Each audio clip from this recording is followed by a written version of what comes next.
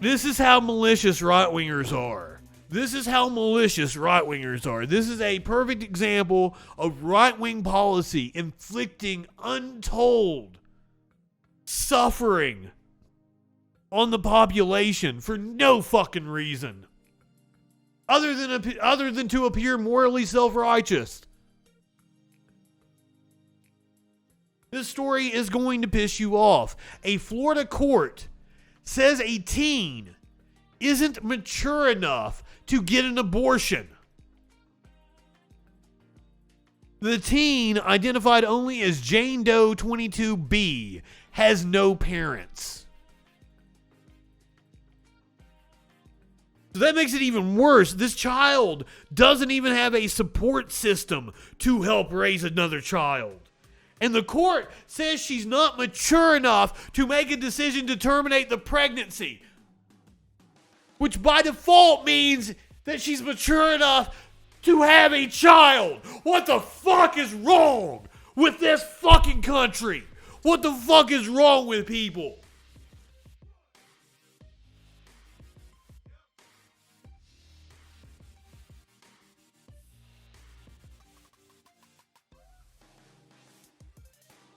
A Florida Court of Appeals this week upheld a decision stating a 16-year-old teen could not get an abortion because she lacked the maturity to make such a decision, even after the parentless teen said she was not ready to have a child and is still in school.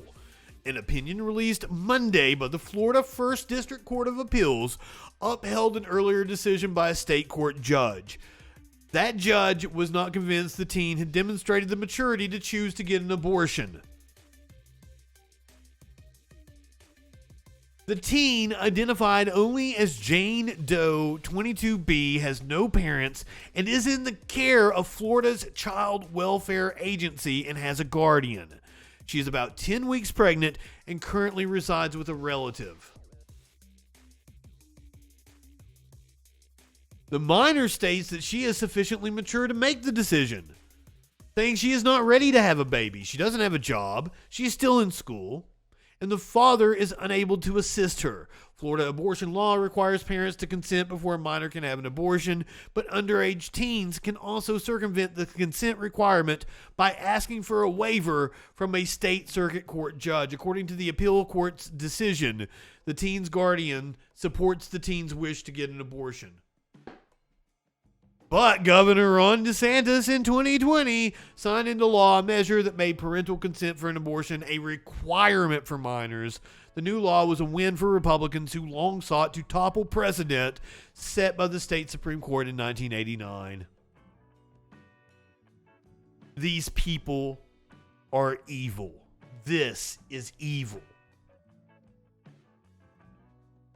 What I'm getting ready to read to you is also evil.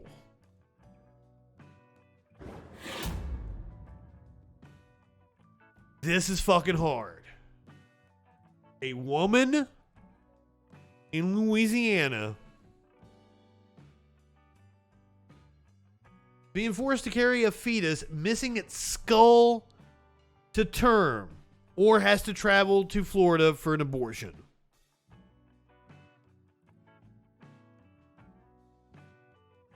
Oh, voodoo. I'm sure Louisiana is lovely in many ways, but oof, the government there. A new Louisiana law has outlawed abortion with very few exceptions.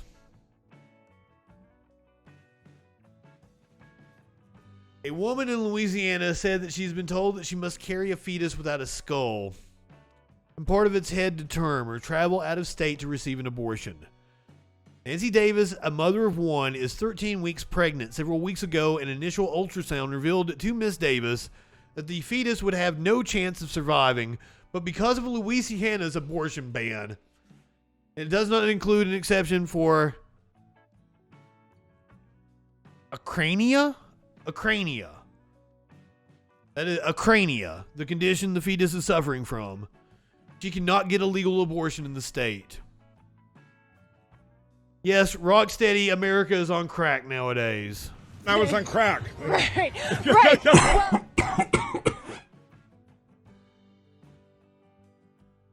If Miss Davis does want to get an abortion, she will have to travel out of state to Florida, but time is running out for her to make the decision. Florida has banned abortion after 15 weeks, giving Miss Davis a small window to schedule an appointment and arrange her travel. I'm just highlighting two of the stories that are just going to be commonplace here in the United States of dystopia, thanks to the overturning of Roe v. Wade.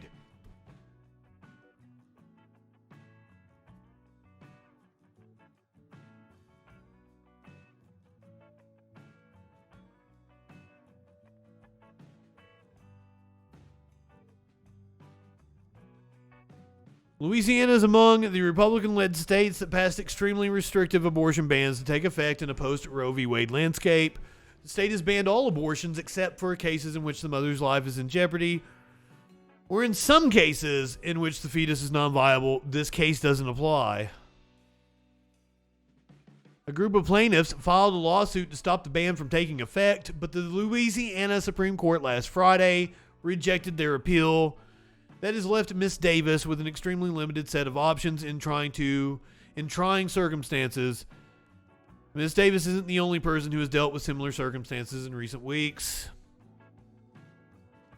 A New Orleans doctor, Valerie Williams, testified in an affidavit that she was prevented from giving a patient an abortion even though they were carrying a non-viable fetus. Ms. Williams testified that the patient was screaming not from pain, but from the emotional trauma she was experiencing. Jezebel reported the woman eventually delivered after hours, losing a liter of blood in the process.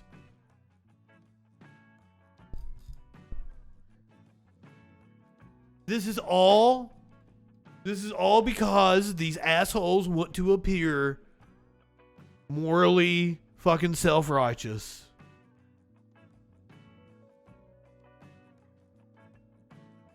I've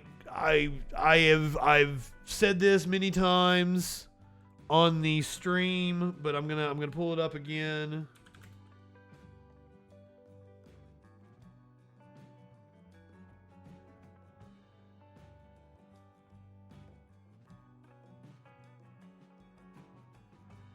This is a preacher, and he says it better than I could ever say it. The unborn are a convenient group of people to advocate for. They never make demands of you. They are morally uncomplicated, unlike the incarcerated, addicted, or the chronically poor. They don't resent your condescension or complain that you are not politically correct, unlike widows. They don't ask you to question the patriarchy. Unlike orphans, they don't need money, education, or childcare. Unlike aliens, they don't bring all that racial, cultural, and religious baggage that you dislike. They allow you to feel good about yourself without any work at creating or maintaining relationships. And when they are born, you can forget about them because they cease to be unborn. It's almost as if by being born, they have died to you. You can love the unborn and advocate for them without substantially challenging your own wealth, power, or privilege, without reimagining social structures, apologizing, or making reparations to anyone. They are, in short, the perfect people to love if you want to claim you love Jesus, but actually dislike people who breathe. Prisoners, immigrants, the sick, the poor, widows, orphans, all the groups that are specifically mentioned in the Bible, they all get thrown under the bus for the unborn. Fucking men.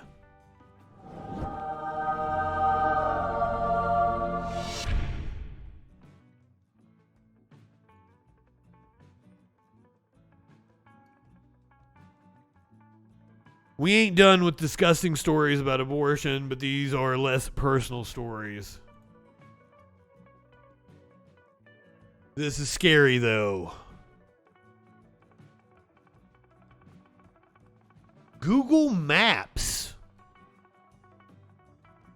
regularly misleads people searching for abortion clinics. Shay was 19-year-old college sophomore living near Orlando, Florida, when she discovered she was pregnant and decided to have an abortion. She didn't have anyone she could ask for guidance, so she searched Google for a nearby clinic. I wanted to find somewhere close to my partner so I could tell him and bring him with me. A Google Maps query for an abortion led her somewhere that offered the opposite. Oh my God.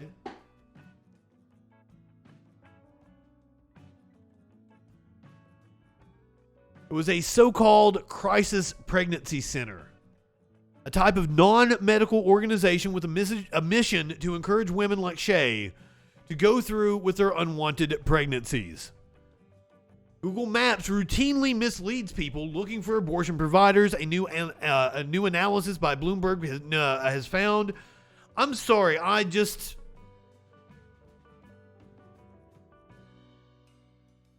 it's just all fucking, it makes me so disheartened. Also, in case you guys didn't notice, Off Time is totally Patrick's. Is the same person.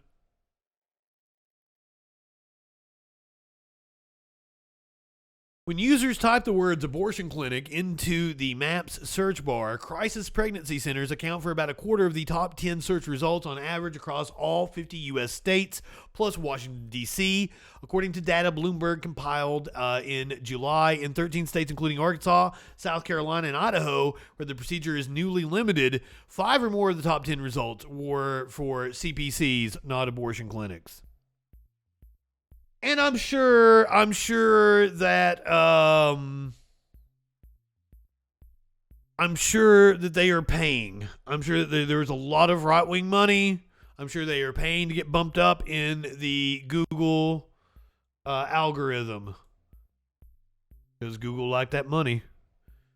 They had no reason to mistrust the result. The Alphabet Inc.-owned search giant in recent years has worked to become a destination for accurate medical information, but CPCs, which are generally backed by religious groups, never provide abortions or refer patients to clinics that offer the procedure.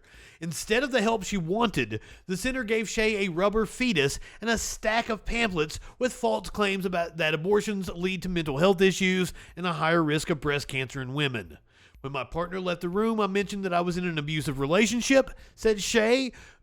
Oh my God, another heartbreaking reality of the ban on abortions is a lot of men use children to keep women in abusive situations. Fucking ban him. I knew Robert Byrd personally, motherfucker. I'm not going to let you soil his name. Robert Byrd was nominally part of the Klan when he was a teenager, and then fought against the Klan the rest of his goddamn career, you asshole.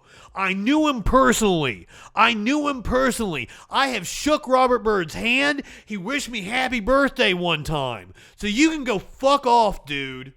You don't know what you're talking about. Meanwhile, Strom Thurmond, who was a member of the Klan and never renounced the Klan, remained a Republican and continued working for racist policies the rest of his life.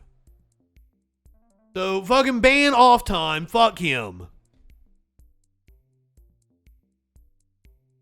I'm serious, dude. You're just a fucking idiot.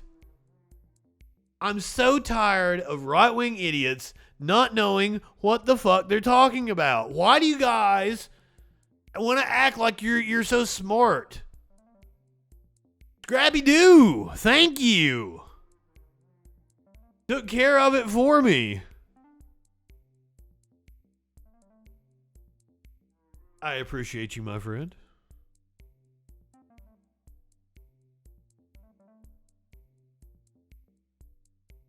They always want to throw that shit out, and they're wrong. And it's like, I can only take so much of your bullshit. You can only be wrong for so long before I just snap on you.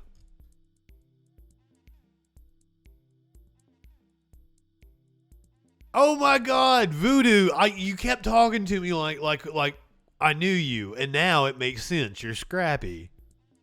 That makes sense now. Like, who the fuck is this voodoo?